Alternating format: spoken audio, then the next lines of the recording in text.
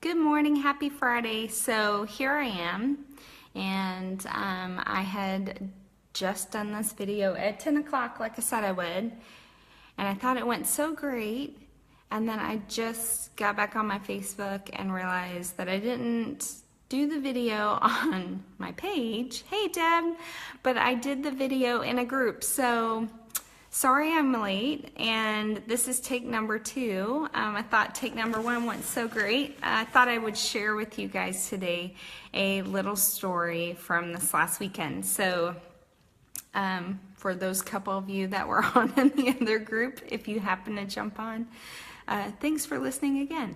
So my husband and I were in New Orleans, and while I was there, I got challenged to this like a 2 truths and 1 lie game. Have you guys ever played that? Give me a thumbs up if you're on. If you can hear me, that would be great. Give me a thumbs up.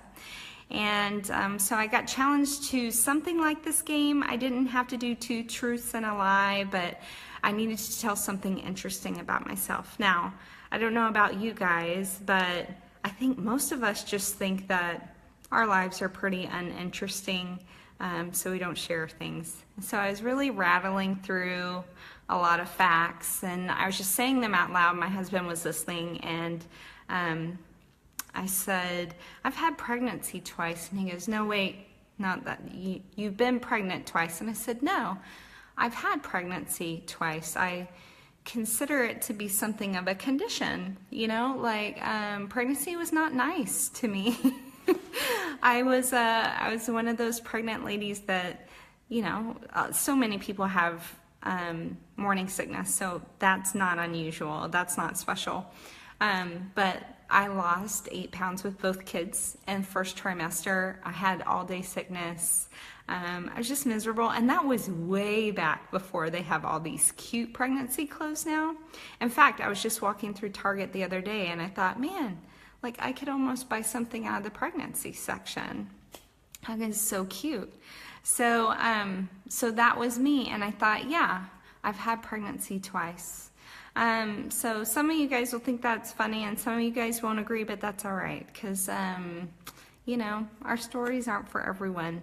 But I began to think further, even though I had the babies, the work did not stop there. And you parents can, give me thumbs up and hearts, an agreement that there's a lot of work to do, that it never really gets easier. Now, what I did was I just thought I was going to have babies and they would fit into my life, that my very structured, organized life and all my rest patterns would still continue, and then I would just sort of fit this baby in here. Now, I had to do things like clean for 2 hours a day to get everything back to put away. And that worked for a while, and then I just got tired of it. And I think most of you, if you have to spend most of your time with your child, and maybe single mom or military mom, and your guy's away a lot of hours, that after a while that's stressful.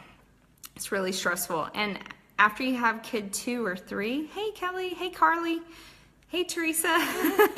So after you have 2 or 3 kids, then it's like you sort of like, putting everything away doesn't matter anymore. That doesn't matter anymore. Now, that didn't stop me.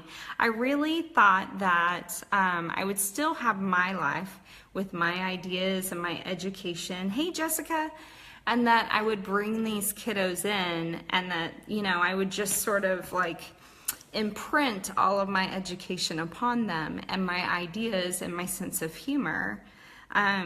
So there's a really good book if you read parenting books, and this is the only one I've ever read, so I'm behind. But there's one called The Awakened Family, and I read that, and like within the introduction, she says, you have kids so that you can grow up. And that's very disappointing to me, because I don't want to grow up in certain respects.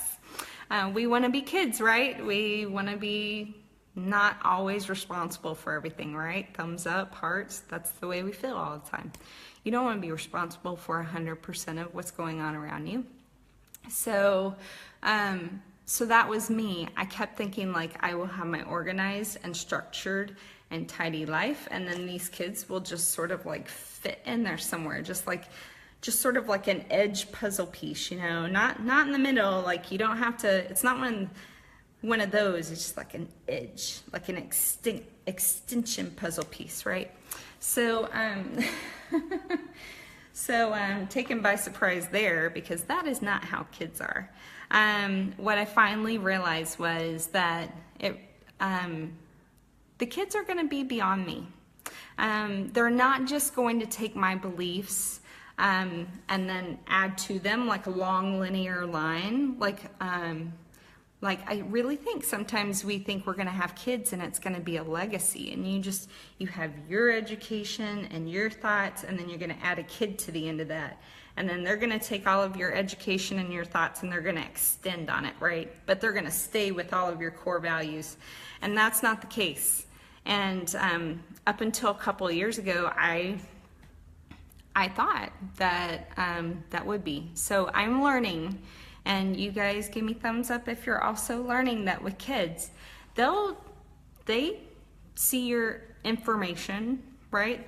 They see the hand you lay out in front of them and your values, and this is what you do and this is why, blah, blah, blah. But they're at some point gonna just like take that and be like, see this idea, Mom and Dad? Like, I'm just gonna test that and I don't like it, right? I'm gonna chuck it to the side. Now, they may or may not like it. They may come back to it once they've done a little bit of testing and experimenting on their own. That's just the way it works. But I think we have to be open to the fact that our kids are not a linear extension of us. They are, they are melding. We come into this world and we all sort of meld together, right?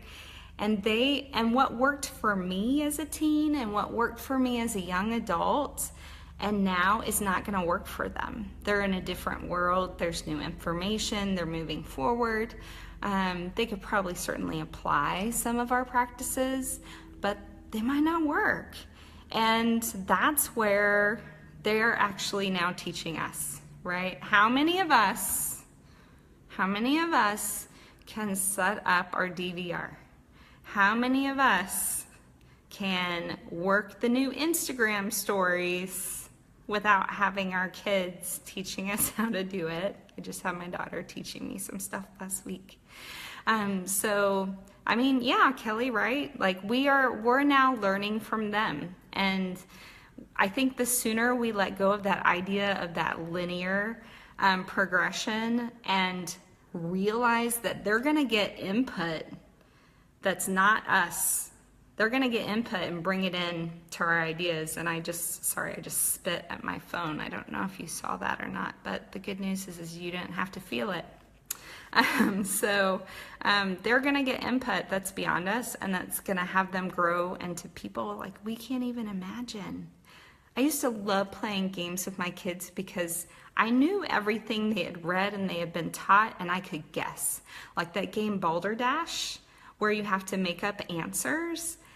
And I'd be able to tell like which kid it was who had written that answer. And then in a way it was cheating, because I would be like, oh, that's a kid answer, that's a kid answer. Like they don't know that my answer is true or not. So now I can guess the right answer, right? So it's not the case anymore. They're very creative. They have information and knowledge outside of my own. And that's what kids are. And that is why I'm going to circle back around here. That is why I had 2 pregnancies. Because, no, that's not what I said. I've had pregnancy twice, okay? Because it really is, if you think about it, a condition. It really was for me abnormal. It really still is for me abnormal. I'm beginning to accept it a little bit more as normal, having kids. But you can't just be closed off. And you can't just think that the information is unidirectional. It's not just you to your children, it's also coming back the other way. So I hope that gives you something to think about. So that was a funny story from when we were in New Orleans. But other than that, I hope you have a wonderful Friday. I would love to hear your experiences experiences with your children in the comments. I'd love to hear how they have tested you, how they have taught you, right, about life. And other than that, I hope you have a wonderful weekend. Spend time with your family. And if they're not with you, give them a call. Give them a hug if they're with you, or text. I guess we don't call anymore. Text them. Text them and use a filter and all that other kid stuff that maybe we don't know how to do, and ask them to teach you how to use it next time. All right, talk to you later.